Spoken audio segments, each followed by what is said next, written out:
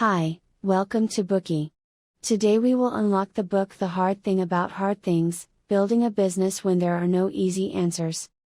When people mention entrepreneurial companies, they think about how managers devote themselves to the production of good products, the construction of various administrative systems, and the grounding of strategies and ideas every day. At the same time, entrepreneurial companies also contain many uncertainties and will run into all kinds of difficulties and challenges. Administrators of most entrepreneurial companies also face adversity and deal with crises frequently. If you are an entrepreneur, you might have had this experience. After working night and day to make your vision a reality, you wake up to find that your company does not resemble Jack Dorsey's keynote that originally inspired you. Instead, your product has issues that will be very hard to fix, the market isn't quite where it was supposed to be, your employees are losing confidence and some of them have even quit. Most importantly, you are running low on cash. So, you will look for help in various places or turn to experienced successful people. However, these resources are not always available to every entrepreneur. So, you walk into a bookstore and seek wisdom from books. But most management books on the market tell us how to accomplish things and solve issues with systems and formulas. For example, how to set goals, how to hire talented people, or how to design organizational structures. However, most entrepreneurial companies are facing complicated and changing situations. During this process, there is no unified standard or formula to follow. It can even be said that entrepreneurship is about fighting with uncertainties on every front. So, how do entrepreneurial companies survive and overcome their difficulties? The Hard Thing About Hard Things will answer this question. Like most books on entrepreneurship, it will tell you how to do the right thing and avoid screwing things up. It will also tell you what you should do when things are already falling apart. The author of this book, Ben Horowitz, is one of the earliest pioneers of the internet in Silicon Valley, and one of the 50 best angel investors in Silicon Valley. Mark Zuckerberg described him as a mentor on management for young entrepreneurs in the Valley.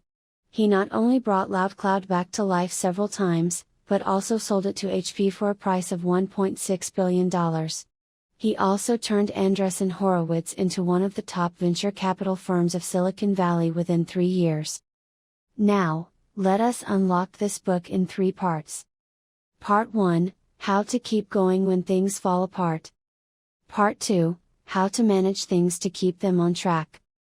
Part 3, How to Lead Even When You Don't Know Where You Are Going. Let's begin with the first part, How to Keep Going When Things Fall Apart. When starting a company, problems can arise as cash runs low. During this process, the entrepreneur will be under great pressure and may feel as though they are caught in a vortex. This can easily lead the entrepreneur to isolate themselves. But the more you reject help from others, the harder it is to solve your problems. So, how can an entrepreneur work with others to overcome difficulties? First of all, the entrepreneur needs to stop lying to themselves.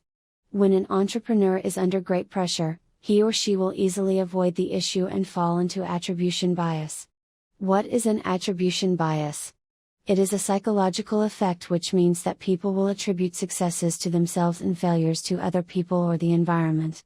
For example, some entrepreneurs, when their company is struggling, will say to themselves, "We would have won, but the other guys gave the deal away." Or just because we miss the intermediate milestones doesn't mean that we won't hit our product schedule. So, when a company begins to lose its ground in important competitions, the truth will become the target. Administrators and employees will try their best to make up some creative excuses to help them alter the truth. If the entrepreneur chooses to believe these excuses, the company will continue to fall into a more difficult situation.